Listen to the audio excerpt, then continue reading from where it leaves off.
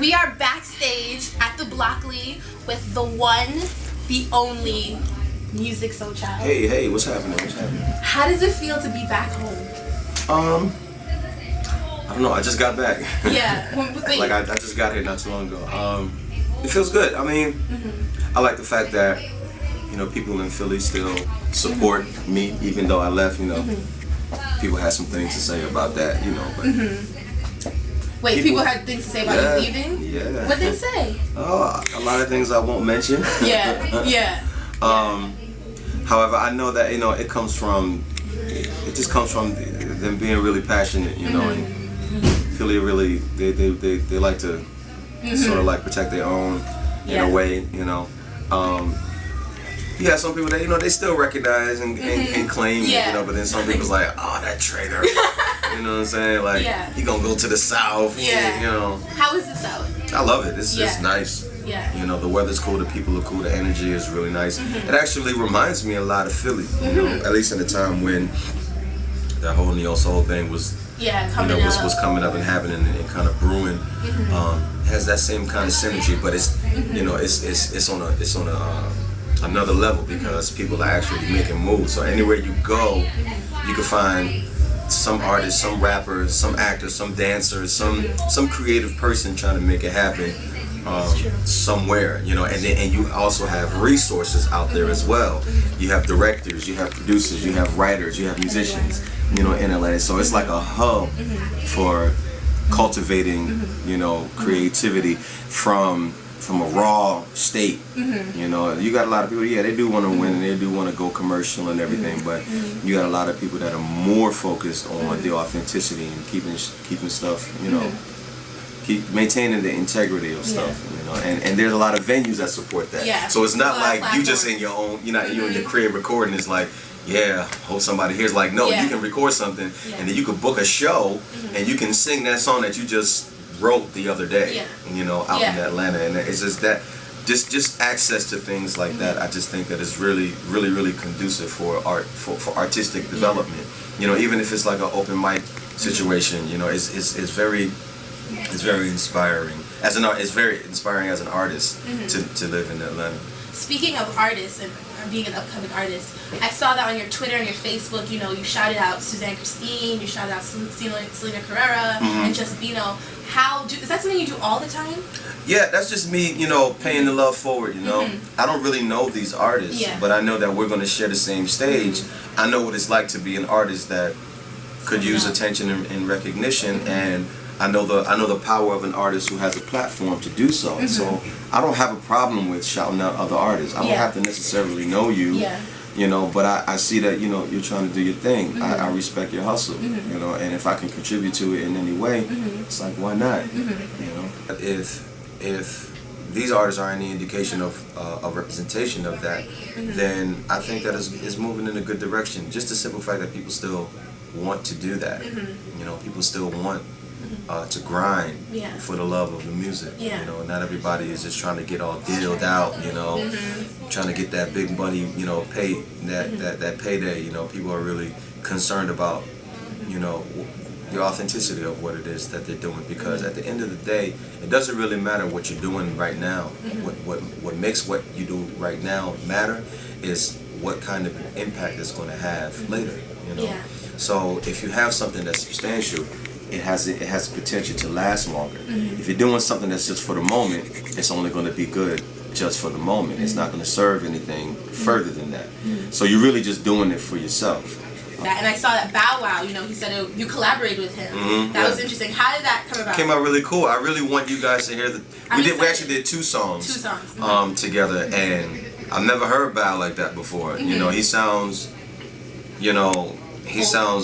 not older, more mature. He sounds more mature. He sounds more focused. He sounds clear about what he. Everybody has their own thing where they just want to turn up, but it comes a time where you got to calm down, and that sounds like a calmer, more focused. The kind of Bow I think people really need to know that's him too. And it was really cool working with him. He's a cool dude.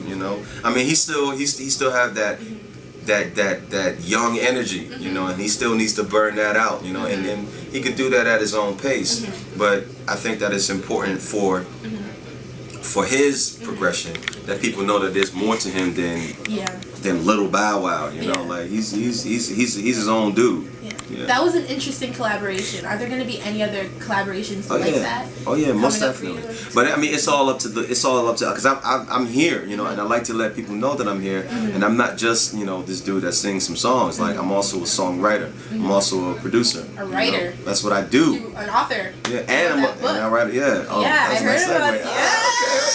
She just on my Oprah, man. Yeah, you on your Oprah show. Okay, nice. That was good. Good instincts. Yeah, 143 love according to music. You know, like love is a very passionate topic for me. You know, I could talk about love forever. Yeah. You know, that's like it's that's what I've been blessed with. I've been blessed with the perception of love. You know, and even within myself, even when I mess up and I make mistakes and I don't make right decisions when it comes to relationships and intimacy and that whole romantic space, you know, no one is perfect and no one knows all the answers. But even in the insight that I have, I still have to do the work and I still fall victim. I'm also a guilty victim of a lot of the stuff that people go through. That's why I can talk about it, because I'm not just on the outside looking in like, yeah, y'all people need to get y'all stuff together. You know, that's not what it is. It's like we need to get our stuff together when it comes to this love stuff. And these are the things that I've learned, you know, and maybe it'll help you out too. So I know you haven't explicitly said it what you're going to be doing in 2013. Oh, year, yeah. But I will talk about it. Yes, please, because you're home, you're in Philly. Let them know. Right now I'm working on a personal project that some of you may have caught wind of. Most of you probably didn't. I have this, you know, it's like an alter persona project that I'm working on.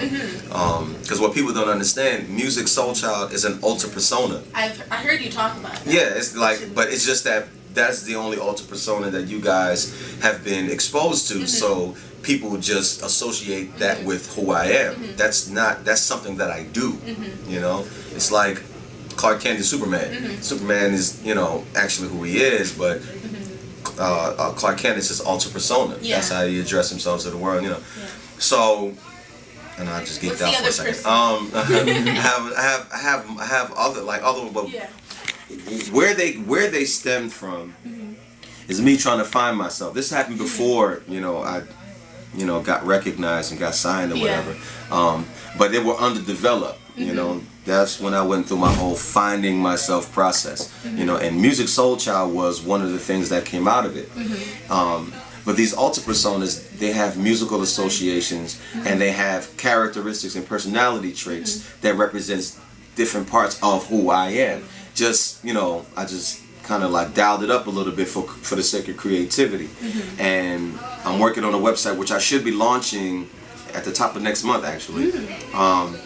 Where it's just going to start off as just a blog site, just a place for me to, you know, I just wanted to create a platform, and I'm going to try to do it monthly, where I introduce another persona.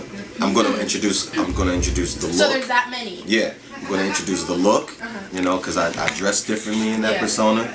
I'm going to introduce the music, because the music sounds differently. I'll do video clips in character, and I would appreciate if people respect the process, you know, because I'm big. I know a lot of my theater people out there, they will understand, you know. And I want to be able to, not to cut you off really quick, the reason why I want to do is because I want to entertain people in the style of music that they enjoy listening to. Not everyone listens to R&B music. Not everybody listens to neo soul music.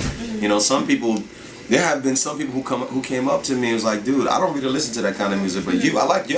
Yeah. I like you. You know what I'm saying? But I don't really listen to that stuff. You know, some people, they just listen to rap all day. Yeah. Some people just listen to classical music all day. Some people listen to jazz all day. Some people listen to reggae all day. Some people listen to gospel all day. That's all they listen to. So how is it that I can appeal to you if I'm not even making the kind of music that you enjoy listening to? I would much rather make the kind of music that you enjoy listening to. You know, rather than trying to force feed you what I do. Yeah, whatever you do.